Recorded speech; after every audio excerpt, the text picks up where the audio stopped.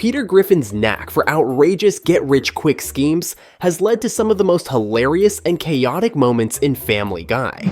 Kicking things off, Peter's venture into the world of unhealthy food trucks is as absurd as it is memorable. After Lois forces him to eat healthy food from an extremely thin man with a giant Adam's apple, Peter rebels by drawing inspiration from a documentary about the dangers of junk food. He discovers an underground group of men who share his disdain for healthy eating, bonding over their mutual love for greasy, processed food. And my wife won't let me eat any of that stuff. Tell you what, I'll give you $10 for that thing. Yeah, me too. Fueled by this camaraderie, Peter starts his food truck, which quickly becomes a massive hit. He capitalizes on the growing demand for indulgent snacks, creating increasingly bizarre menu items like Dr. Pepper cereal and sandwiches filled with M&Ms, catering to others who share his love for junk food. The truck becomes a fixture in the town, with people traveling from far and wide to experience his outrageous creations. Peter, proud of his success, even challenges Lois on the health debate, convincing himself that junk food is the superior choice. Pop rocks, I'm making a paella. You know what? Enough of this nonsense. You love this truck so much, stay in it. However, his greed and lack of self-control soon lead to his downfall.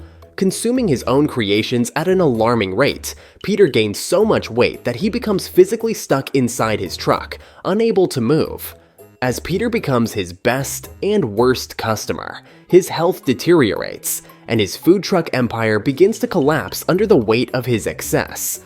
Ultimately, his junk food empire crumbles, and he is forced to abandon the business. Mr. Griffin, is this performance art or some sort of political statement? Yet, true to Peter's nature, he learns nothing from the ordeal, except that his obsession with junk food has led to ruin. If Peter's food truck fiasco was over the top, Quagmire's transformation into a male stripper is equally outrageous. In a raunchy yet hilarious episode from season 15, Quagmire finds himself out of work when a pilot strike hits the Cog airport.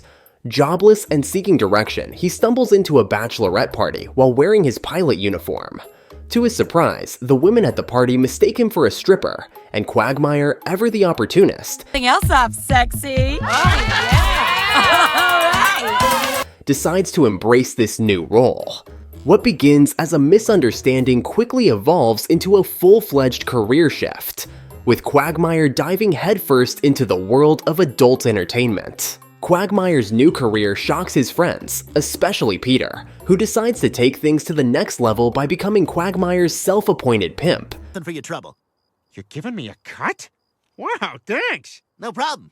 Peter fully commits to the role, donning flashy purple suits and orchestrating absurd promotional events, including doorbell symphonies at ungodly hours. Despite the initial success and financial gains, Quagmire soon grows tired of his new lifestyle, and Peter's increasing interference only adds to his frustration. Giggity. I'm pulling up, you ready? Oh, hey, Peter, listen, I can't work tonight. I'm spent. That last trick was like trying to use an empty bottle of hand soap. The absurdity reaches its peak when Peter's attempts to help Quagmire become more of a hindrance.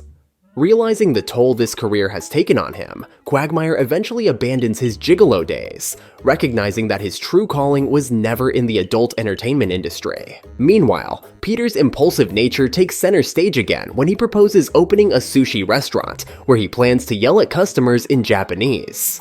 When Lois rejects the idea due to their tight finances, I'm seriously low on cash right now. In fact, I may have to get my own full-time job. Peter sets his sights on a new get-rich-quick scheme, the Rhode Island Lottery. Yeah, we'll just win the lottery. Enticed by a jackpot of $150 million, Island State Lottery has climbed to a record $150 million jackpot. Peter dives in headfirst, purchasing thousands of lottery tickets, and even taking out a second mortgage on their house despite Lois's protests. Eventually, Peter discovers the winning ticket, and the family's life changes overnight. However, their brief taste of wealth is marred by Peter's reckless spending habits. He indulges in extravagant purchases, including gold-plated items and a gold tuxedo, and expects his friends, particularly Quagmire and Joe, to go along with his new lifestyle. Another June. Oh, what a day! Another sunny honeymoon. Another season. Another. dragging them into increasingly dangerous tasks to repay him.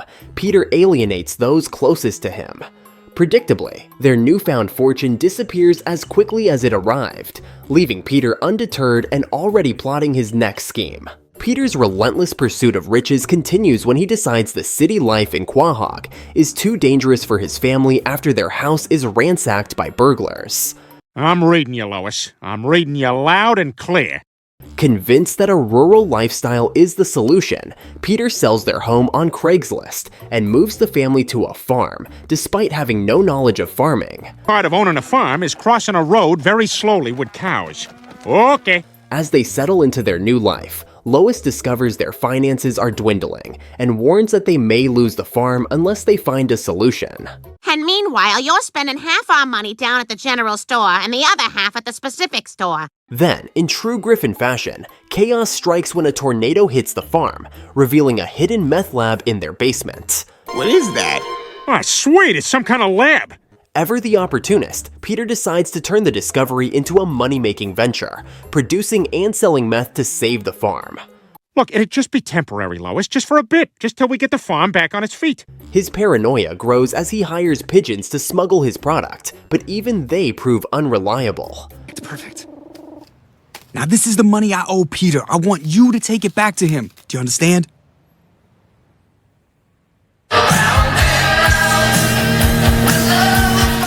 Just as the operation spirals out of control, Lois convinces the family to leave the farm, realizing Peter's actions have led them down a dangerous path. This is what I'm talking about. Meth has turned us into monsters. They abandon the meth lab and the farm, leaving behind another failed attempt at quick riches. Finally, Peter's most disastrous scheme unfolds when he takes control of Carter's company, after Carter suffers a heart attack at his bachelor party.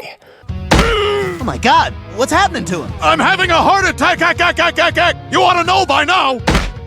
Carter's will leaves the company to Lois in the event of his incapacitation. What? I don't know the first thing about running a billion-dollar company. But she wants no part of it, leaving Peter to step in. Unsurprisingly, Peter's management style wreaks havoc as he fires the experienced staff and replaces them with his unqualified friends, including Quagmire, Brian, and Mort.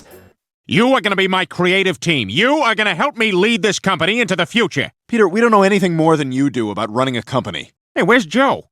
His impulsive decisions and outrageous changes to the company's products send the business into chaos, causing the stock price to plummet. Peter's mismanagement escalates as he throws money at ridiculous ideas, including firing employees for no reason and running the company like a playground.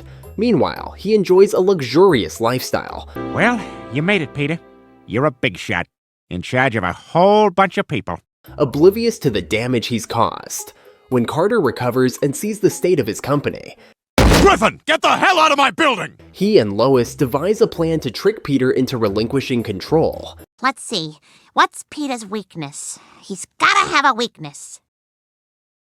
Swamp monsters. Swamp monsters, of course! They stage an elaborate encounter with a fake swamp monster, which frightens Peter into signing the company back to Carter. And there you have it. Peter Griffin's most absurd get-rich-quick schemes that never quite go as planned. Thanks for watching, and don't forget to like and subscribe for more Family Guy mayhem.